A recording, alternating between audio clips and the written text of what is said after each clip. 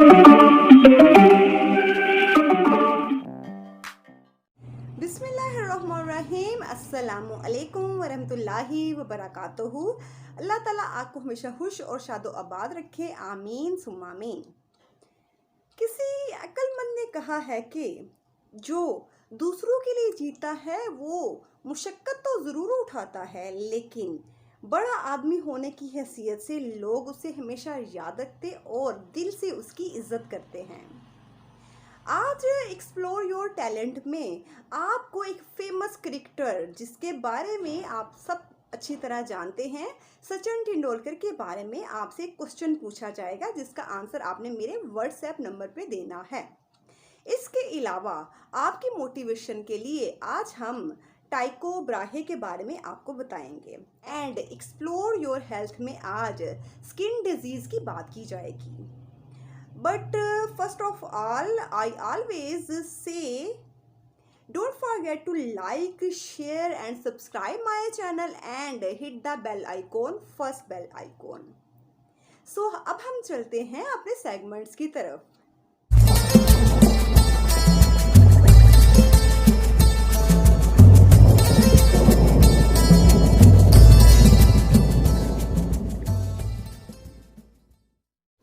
आज का IQ number 1 is दुनिया में सबसे ज्यादा खेला जाने वाला खेल कौन सा है? Your time start now. And the answer is football. IQ number 2 is सबसे कम एज में 1000 रन्स किसने बनाए? Your time start now. And the answer is Indian batsman Sachin Tendulkar ने। IQ नंबर 3 इज मर्दों और औरतों में से कौन ज्यादा दांतों की बीमारी में मुब्तला होता है? Your time start now.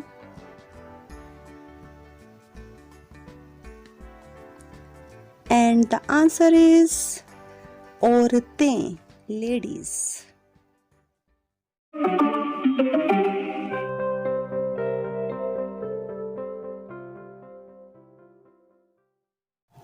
Welcome back. जिल्द पे फोड़े, फिंसी, खुजली, हारिश और सूजन, इन अमराज को जिल्द के अमराज कहते हैं। सबसे पहले हम इसकी वजूहात की तरफ आते हैं। जिगर और निज़ाम हज़म की खराबी, पुरानी कब्ज, खाने पीने और रहन सहन की गड़बड़ी से जिस्म में गैर ज़रूरी जहरीले मादे जमा होना शुरू हो जाते हैं। इसके अलावा बनावटी और गीले कपड़े पहनना, दिमागी तनाव और डिप्रेशन, सफाई ना रखना और छूत वगैरह, ये सब जिल्द के अमराज की वजूहात हैं।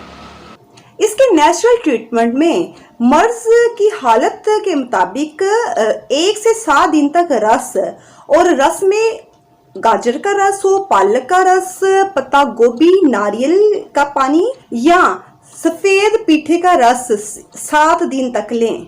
फिर हस्बे ज़रूरत कच्ची सब्जियां, सलाद, बगैर आग पे पकी हुई सब्जियां लेते लेते आप सादा ग़िज़ा की तरफ आहिस्ता आहिस्ता आते जाएं।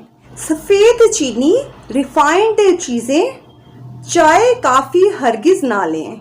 एक चीज़ मुश्किल है लेकिन आपको अपनी स्किन बेहतरीन करने के लिए करना पड़ेगा, और वो ये कि करेले का रस, उसमें नींबू का रस मिक्स करके वो पिए। बेहतरीन स्किन के लिए मेथी दाना पानी में भिगोकर 12 घंटे के लिए पानी में भिगोकर सुबह शाम इसका पानी पिएं। स्किन के लिए रोजाना तुलसी की पत्तियां खाएं और अंजीर भी खाया करें। नीम की पत्तियां पानी में उबालकर उस पानी से नहाएं। स्किन को बेहतरीन करने के लिए आप ग्रीन कलर की बोतल लेकर उसमें पानी डालें और उस पानी को सूरज की छांव के सामने रख दें, और जब वो पानी तप जाए तो उस पानी को पी लें। इसके अलावा हरी बोतल में तेल डाल के उस हरी बोतल के तेल से मालिश करें। खाज पर तुलसी का रस और नींबू मिलाकर लगाएं। इसके अलावा नींबू का रस नारियल के तेल में मिलाकर लगाएं। नारियल के तेल में कपूर मिलाकर दांत खाज पर मालिश करें। दांत खाज के मुकाम पर पुदीने का रस लगाएं। मस्सू पर कच्चा आलू काटकर या कच्चा प्याज काटकर 2 हफ्ते तक लगाकर रगड़ें। जब तक जिल्द का मसला हल ना हो जाए नमक बिल्कुल ना खाएं। फोड़ों पर पान का पत्ता गरम करके अरंडी का तेल मिलाकर रात भर बांध दें। फोड़ा पक के फट जाएगा और गंदा मवाद बाहर आ जाएगा। फोड़े पर हल्दी का लेप लगाएं। नमक मिले पानी से फोड़े को धोने से दर्द कम हो जाता है। फोड़े के ऊपर बर्फ बांधने से भी सूजन कम हो जाती है और दर्द भी कम हो जाता है।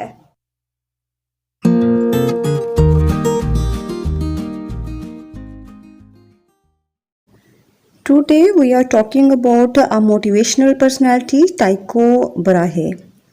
स्वीडन का जनूबी इलाका जो स्कानिया के नाम से मौसूम है, इस इलाके के शहर नडर स्ट्रिप में मगरबी दुनिया का नामवर हैयतदान टाइको ब्राहे 14 दिसंबर 1546 को पैदा हुआ। उनके वालिद ओटो ब्रोहो एक कानूनदान थे। टाइको अपने चचा के घर में परवान चढ़े। वहाँ उनके जितने लाड और चौंचले हुए वो बाप के घर में मुमकिन ना थे, क्योंकि चचा के घर में वो अकेले ही थे, जबकि उनके बाप के घर में उनके और भी बहन भाई थे। अलावा अजी उनके चचा उनके बाप से कहीं ज़्यादा दौलतमंद थे। जब टाइको की एज 14 इयर्स हुई तो उनके चचा ने उन्हें कोपनहेगन यूनिवर्सिटी में दाखिल करवा दिया। ये यूनिवर्सिटी कोपनहेगन में जो डेनमार्क का दारुल हुकूमत है 1479 में कायम हुई थी। तालब इल्मी के दौर में उन्हें रुपए पैसे की कोई कमी ना थी, इसलिए आम रईसजादों की तरह पढ़ने लिखने से कहीं ज़्यादा दीगर मशागिल में उन्हें दिलचस्पी थी। यही वजह है कि गैर मामूली जहानत के बावजूद उन्हें कोपनहेगन के क़ियाम के दौरान में तलीमी मैदान में कोई ख़ास कामयाबी हासिल नहीं हुई। टाइको ब्राहे को कोपनहेगन यूनिवर्सिटी में दाखिल हुए अभी 1 साल भी नहीं गुजरा था कि 21 अगस्त 1560 को एक वाक़या ऐसा पेश आया जिसने टाइको की ज़िंदगी के बिल्कुल एक नए मोड़ पर ला खड़ा किया। मुकामी हैयत दानों ने बहुत अरसा पहले ये ऐलान कर रखा था कि उस रोज़ यानी 21 अगस्त 1560 को सूरज ग्रहण लगेगा। जब वो दिन आया तो दूसरे लोगों की तरह टाइको ने भी हैयत दानों की इस पेशन गोई की जांच करने के लिए आसमान पर निगाहें जमा दी। जो ही मुकर्ररा सायत आई तो पेशगोई के ऐन मुताबिक सूरज को ग्रहण लगना शुरू हो गया और कुछ अरसे के बाद सूरज पूरे का पूरा ग्रहण के ओट में आ गया। टाइको इस वाक़े से बहुत मुतासर हुआ। उसे सूरज ग्रहण के नज़ारे से कहीं ज़्यादा हैरत इस अमर पर हो रही थी कि हैयतदानों ने बरसों पहले इस वाक़े की पेशेंगोई किस तरह कर दी थी। उसने दिल में फैसला किया कि वो भी हैयत में महारत हासिल करेगा और ऐसी पेशेंगोइयाँ करने के काबिल बनेगा। जब टाइको के चचा को मालूम हुआ कि वो अपनी तालीम की तरफ तवज्जो देने की बजाय अपना बेशतर वक्त मुताला अफलाक के बेकार मशगले में सर्फ कर रहा है तो उसे बहुत रंज हुआ। वो टाइको को कानूनदान बनाना चाहता था ताकि उसे हुकूमत में कोई आला ओहदा मिल सके, लेकिन टाइको के इस मशगले से उसके चचा के सारे मंसूबे जो उसने टाइको के मुस्तकबिल के मुतल्लिक बनाए थे हाथ में मिलते जा रहे थे। अलावा से सितारों का इल्म उस ज़माने में काहनों और मुनज्जमों से मुतल्लिक समझा जाता था और एक रईस सादे के लिए मुनज्जिम का पेशा इख्तियार करना उसके बुलंद मर्तबे की तौहीन थी।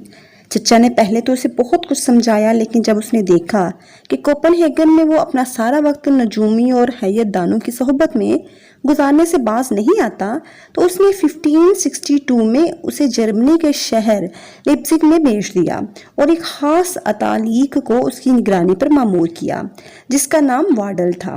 वो एक फर्ज शनास नौजवान था और टाइको ब्राहो से सिर्फ 4 साल बड़ा था। लिप्जिग में आते वक्त टाइको की उम्र 16 बरस की थी और वाडल 20 बरस का था। अतालीक की हैसियत से उसका फर्ज ये था कि वो टाइको ब्राहे को मुताल्लाया इफ्लाक से बाज रखे और उसे कानून की तालीम की तरफ रग़बत दिलाता रहे। वाडल ने इस फर्ज को निभाने की पूरी कोशिश की लेकिन टाइको ब्राहे इससे ज़्यादा होशियार निकला। वो बज़ाहिर तो कानून की किताबों के मुताले में मुनहमक रहता लेकिन जब रात गए वाडल सो जाता वो चुपचाप अपने बिस्तर से निकलकर अपने हयतदान दोस्तों में शामिल हो जाता और वहाँ कई घंटे अख्तरशुमारी के बाद वक्त गुजार कर वापस आता और दोबारा अपने बिस्तर पर दराज हो जाता। ये दस्तूर कमोबेश 3 बरस जारी रहा। टाइको ब्राहे के बारे में हम इंशाल्लाह आइंदा की वीडियो में बताएंगे। आपको मेरी आज की वीडियो कैसी लगी अब मुझे लाजमन अपने कमेंट्स में बताइएगा। इसके अलावा आप मेरे व्हाट्सएप नंबर पे भी मुझे बता सकते हैं।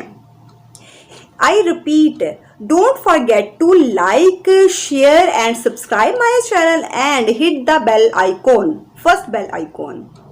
इंशाल्लाह एक नई मोटिवेशनल वीडियो के साथ मुलाकात होगी। तब तक के लिए मुझे इजाजत दीजिए। अपना और अपने प्यारों का बहुत ख्याल रखिएगा। खुद भी खुश रहें और दूसरों को भी बहुत ज्यादा खुश रखें। इंशाल्लाह एक नई मोटिवेशनल वीडियो के साथ मुलाकात होगी। तब तक के लिए मुझे इजाजत दीजिए। अल्लाह हाफिज।